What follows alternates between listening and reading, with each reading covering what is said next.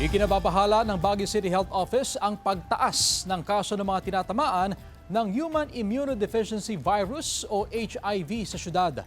Base sa datos ng DOH Cordillera, nananatiling may pinakamataas na bilang ng HIV cases ang Baguio City.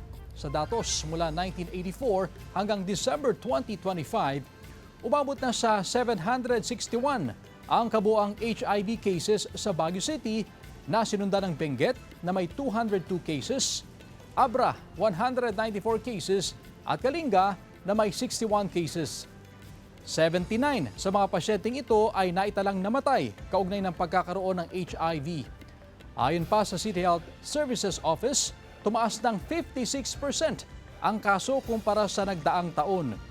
Lumalabas din na nasa 90% ng mga apektado ay mga kalalakihan at karamihan sa mga kaso ay kabilang sa edad na 24 hanggang 34. Bilang tugon, pinaigting ng lokal na pamahalaan ang HIV screening at mandatory testing sa mga kabilang sa mga vulnerable sector. Binigyang diin ng mga health authority na mahalaga ang mas malawak na access sa testing services at maagang pagpapasuri upang mapababa ang bilang ng mga tinatamaan ng nasabing sakit.